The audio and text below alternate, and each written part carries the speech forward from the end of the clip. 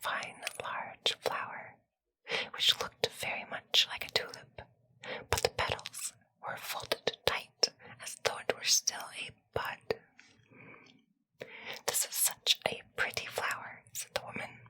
She kissed its lovely red and yellow petals, and just as she kissed it, the flower gave a loud pop and flew open. It was a tulip, right enough, but on the green cushion in the middle of it sat a tiny girl. She was dainty and fair to see, but she was no taller than your thumb, so she was called Thumbelina. A nicely polished walnut shell served as her cradle. Her mattress was made of the blue petals of violets, and a rose petal was pulled up to cover her. That was how she slept at night. In the daytime, she played on a table where the woman put a plate surrounded with a wreath of flowers. Their stems lay in the water, on which there floated a large tulip petal. Thumbelina used the petal as a boat, and with a pair of white horsehairs for oars, she could row clear across the plate, a charming sight. She could sing, too.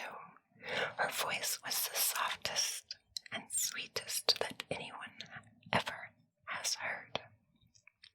One night, as she lay in her cradle, a horrible toad hopped in through the window. One of the panes was broken. This big, ugly, slimy toad jumped right down the table where Thumbelina was asleep under the red rose petal. "Here's a perfect wife for my son," the toad exclaimed. She seized upon the walnut shell in which Thumbelina lay asleep and hopped off with it out the window and into the garden. A big, broad stream ran through it, with a muddy marsh along its banks, and here the toad lived with her son. Ah, he was just like his mother, slimy and horrible. Coax, coax, breck, ek,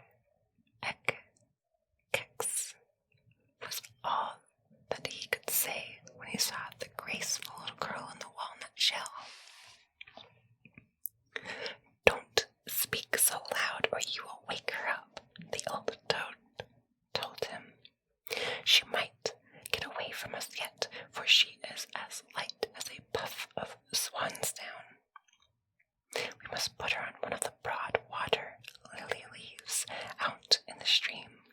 She is so small and light that it will be just like an island to her, and she can't run away from us while we are making her best room under the mud, ready for you two to live in."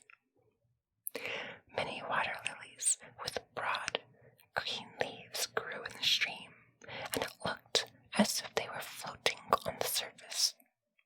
The leaf that lay furthest from the bank was the largest of them all, and it was to this leaf that the old toad swam with the walnut shell that held Thumbelina. The poor little thing woke up early next morning, and when she saw where she was, she began to cry bitterly.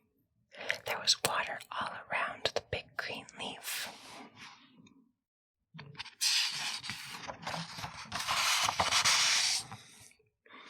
And there was no way at all for her to reach the shore. The old toad sat in the mud, decorating a room with green rushes and yellow water lilies to have it looking its best for her new daughter-in-law. Then she and her ugly son swam out to the leaf on which Thumbelina was standing. They came for her pretty little bed, which they wanted to carry to the bridal chamber before they took her there. The old toad curtsied deeply in the water before her and said, "Meet my son. He is to be your husband, and you will share a delightful home in the mud."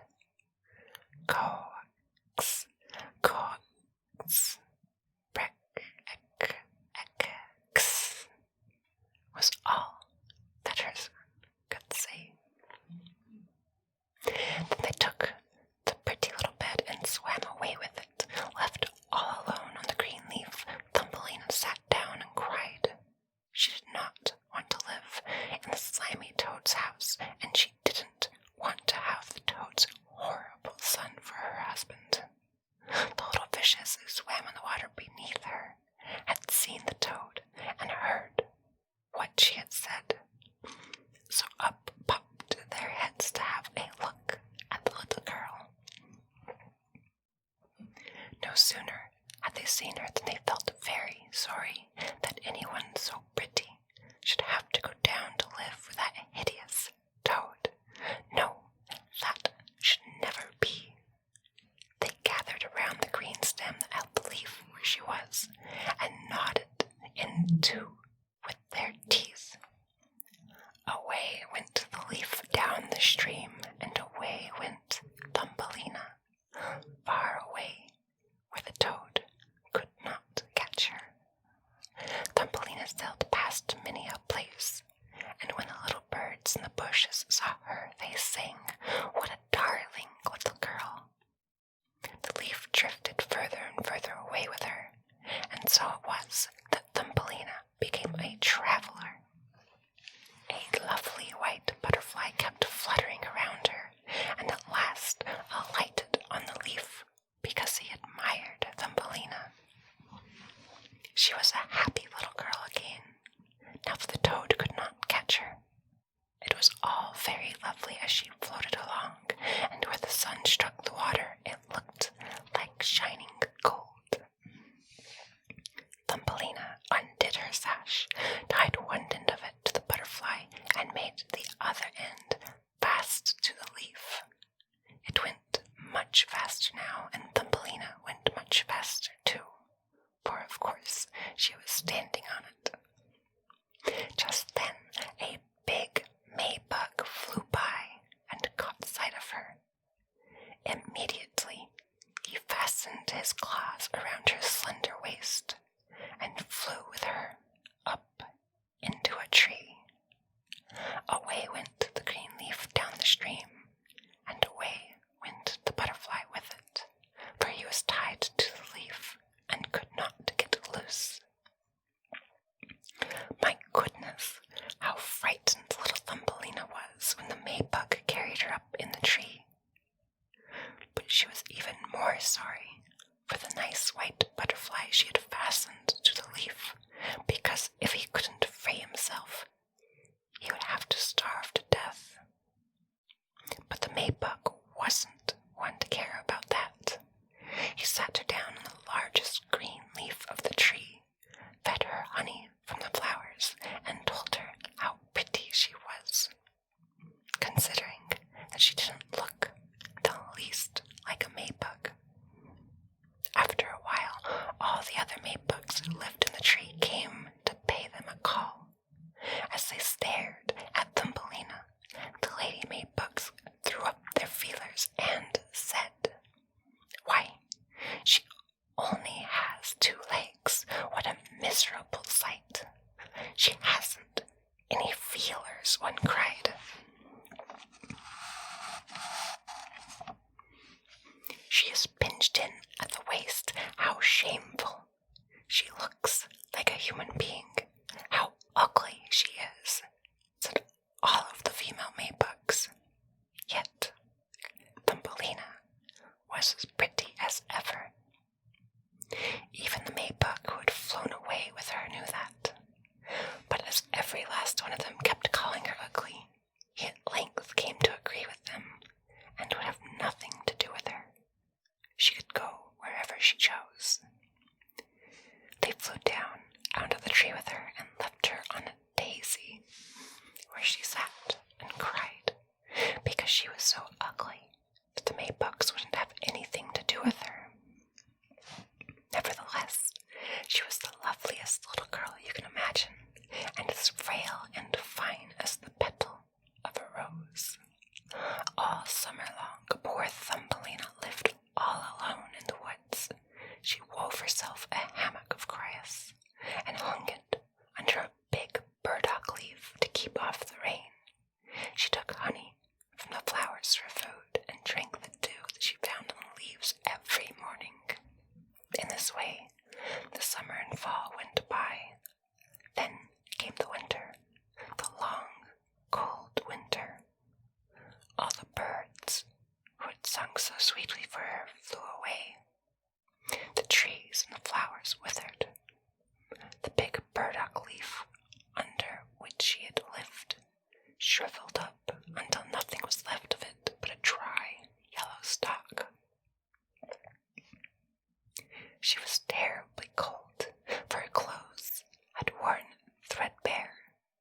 and she herself was so slender and frail. Poor Thumbelina. She would freeze to death. Snow began to fall, and every time a snowflake struck her, it was as if she had been hit by a whole shovelful, for we are quite tall when she measured only an inch. She wrapped a withered leaf around her, but there was no warmth in it. She shivered with cold.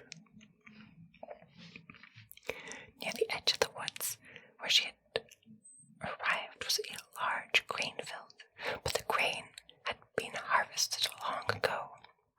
Only the dry, bare stubble stuck out of the frozen ground. It was just as if she were lost in a vast forest, and oh, how she shivered with cold. Then she came to a door of a field mouse, with a little hole amid the stubble. There this mouse lived, warm and cozy, with a whole storeroom of grain and a magnificent kitchen and pantry. Poor Thumbelina stood at the door, just like a beggar child, and pled for a little bit of barley, because she hadn't had anything to eat for 2 days past. Why, you poor little thing, said the field mouse, who turned out to be a kind-hearted old creature. You must come into my warm room and share my dinner. She took such a fancy to Thumbelina that she said, if you care to, you may stay with me all winter. But you must keep my room tidy and tell me stories, for I am very fond of them. Thumbelina did as the kind old field mouse asked, and she had a very good time of it. Soon we shall have a visitor, the field mouse said. Once every week my neighbor comes to see me, and he is even better off than I am. His rooms are large, and he wears such beautiful black velvet coats. If you could only get him for a husband, you would be well taken care of. But he can't see anything. You must tell him the very best stories you know. Thumbelina did not like the suggestion. She would not even consider the neighbor, because he was a mole. He paid them a visit in his black velvet coat. The field mouse talked about how wealthy and wise he was, and how his home was more than 20 times larger than hers. But for all his knowledge, he cared nothing at all for the sun and the flowers. He had nothing good to say for them, and had never laid his eyes on them. As Thumbelina had to sing for him, she sang, Maybuck, Maybuck, fly away.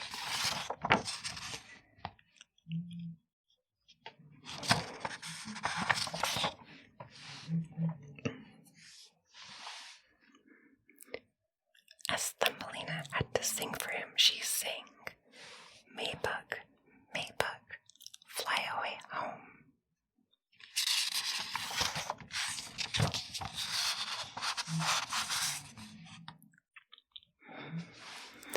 And the monk goes afield.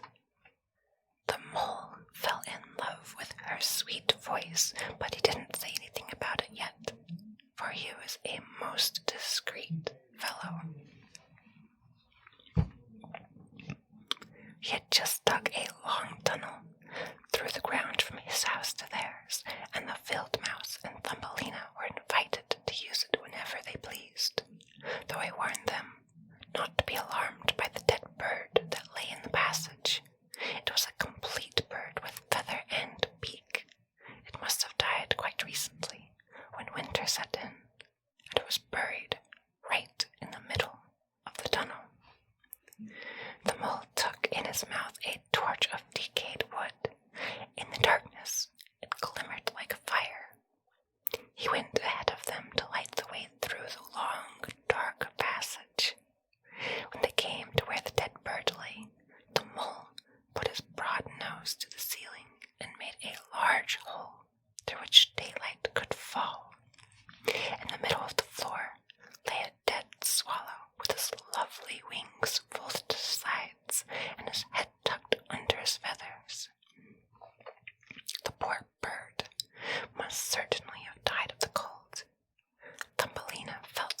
sorry for him. She loved all the little birds who had sung and sweetly twittered to her all through the summer. But the mole gave the body a kick with his short stumps and said, "Now he won't be chirping any more. What a wretched thing it is to be born a little bird. Thank goodness none of my children can be a bird who has nothing but his chirp chirp and must starve to death when winter comes along."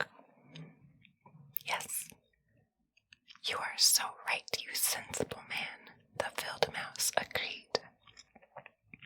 "What good it is chirping to a bird in the winter time when he starves and freezes? But that's considered very grand, I imagine." Thumbelina kept silent, but when the others turned their back on the bird, she bent over, smoothed aside the feathers that hit the bird's head, and kissed his closed eyes. Maybe it was he who sang so sweetly to me in the summertime, she thought to herself. What pleasure he gave me, the dear, pretty bird.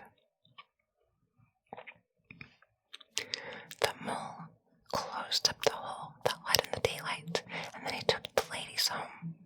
That night, Thumbelina could not sleep a wink, so she got up and wove a fine, large coverlet out of hay. She took it to the dead bird and spread it over him, so that he would lie warm in the cold earth. She tucked him in with some soft thistledown that she had found in the field mouse's room. "Goodbye, you pretty little bird," she said. "Goodbye, and thank you for your sweet songs last summer, when the trees were all green and the sun shone so warmly upon us." She laid her head on his breast, and it startled her to feel a soft thump, as if something were beating inside. This was the bird's heart. He was not dead. It was only numb with cold, and now that he had been warmed, he came to life again. In the fall, all swallows fly off to warm countries, but if one of them starts too late, he gets so cold that he drops down as if he were dead, and lies where he fell, and then the cold snow covers him. Thumbelina was so frightened that she trembled, for the bird was so big, so enormous compared to her own inch of height. But she mustered her courage, tucked the cotton wool down closer around the poor bird, brought the mint leaf that covered her own bed, and spread it over the bird's head. The following night, she tiptoed out to him again. He was alive now, but so weak that he could barely open his eyes for a moment to look at Thumbelina, who stood beside him with a piece of touchwood. That was her only lantern. "Thank you, pretty little child," the sick swallow said. "I have been wonderfully warmed. Soon I shall get strong once more and be able to fly again in the warm sunshine." "Oh," she said, "it's cold outside. It's snowing and freezing. You just stay in your warm bed and I'll nurse you." Then she brought him some water in the petal of a flower. The swallow drank and told her how he had hurt one of his wings in a thorn bush, and for that reason couldn't fly as fast as the other swallows when they flew far, far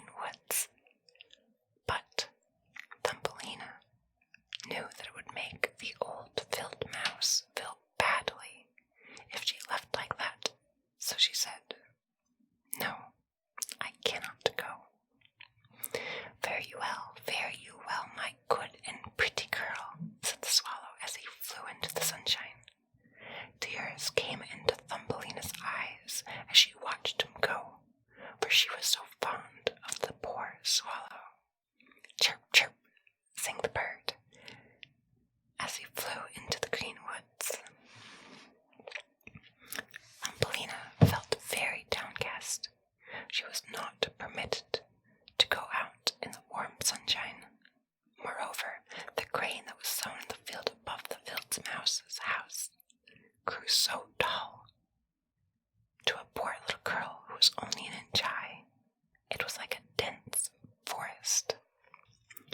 "You must work on your trousseau this summer," the field mouse said, for their neighbor, that loathsome mole in his black velvet coat, had proposed to her. "You must have both woolens and linens, both bedding and wardrobe, when you become the mole's wife." Thumbelina had to turn the spindle, and the field mouse hired 4 spiders to spin and weave for her day and night. The mole came to call every evening, and his favorite remark was that the sun, which was now baked to the earth as hard as rock, would not be nearly so hot when summer was over. Yes, as soon as summer was past, he would be marrying Thumbelina. But she was not at all happy about it, because she didn't like the tedious mole the least bit. Every morning at sunrise and every evening at sunset, she would steal out the door. When the breeze blew the ears of grain apart, she could catch glimpses of the blue sky. She could dream about how bright and fair it was out of doors, and how she wished she would see her dear swallow again.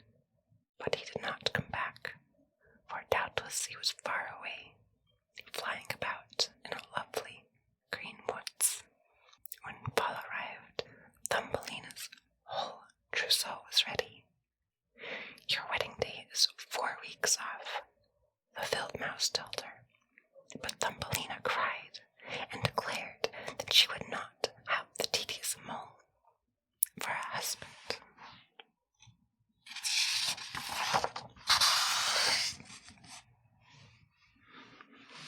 "Fiddlesticks," said the field mouse. "Don't you be obstinate, or I'll bite you with my white teeth. Why, you're getting a superb husband. The queen herself hasn't a black velvet coat as fine as his. Both his kitchen and his cellar are well supplied. You ought to thank goodness that you are getting him." Then came the wedding day. The mole had come to take Thumbelina home with him, where she would have to live deep underground and never go out in the warm sunshine again, because he disliked it so. The poor little girl felt very sad. She had to say goodbye to the glorious sun, which to the field mouse had at least let her look at through the doorway. "Farewell, bright sun," she said, with her arm stretched towards it. She walked a little way from the field mouse's home. The grain had been harvested, and only the dry stubble was left in the field. "Farewell, farewell," she cried again, and flung her little arms around a small red flower that was still in bloom. "If you see my dear swallow, please give him my love." Chirp, chirp, chirp, chirp. She suddenly heard a twittering over her head. She looked up, and there was the swallow, just passing by. He was so glad to see Thumbelina, although when she told him how she hated to marry the mole and live deep underground where the sun never shone, she could not hold back her tears. Now that the cold winter is coming, the swallow told her, "I shall fly far, far away to the warm countries. Won't you come along with me? You can ride on my back. Just tie yourself on with your sash, and away we'll fly, far from the ugly mole and his dark hole, far, far away, over the mountains to the warm countries where the sun shines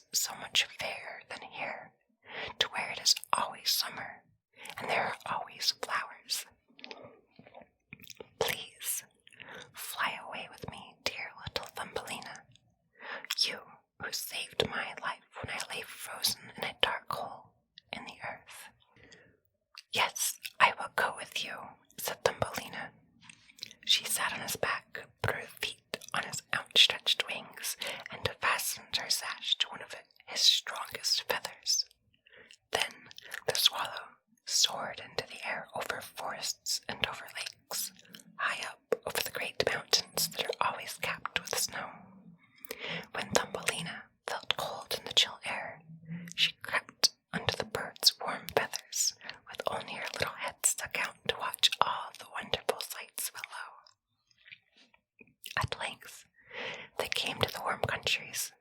There the sun shone far more brightly than it ever does here, and the sky seemed twice as high. Along the ditches and the hedgerows grew marvelous green and blue grapes. Lemons and oranges hung in the woods. The air smelled sweetly of myrtle and thyme.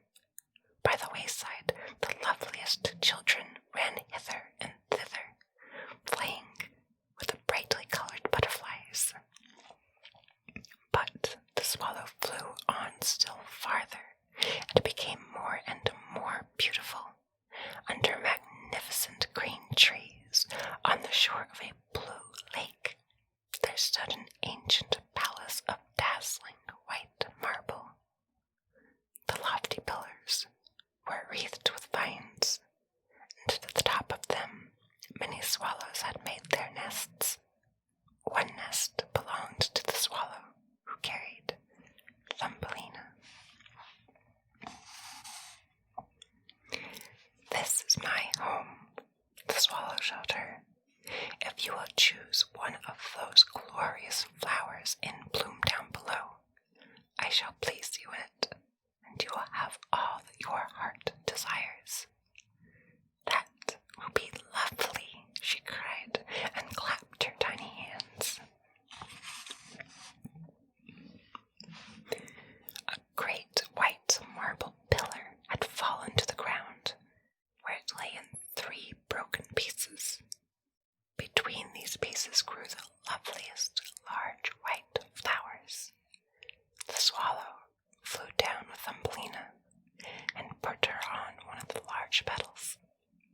How surprised she was to find in the center of the flower a little man, as shining and transparent as if he had been made of glass.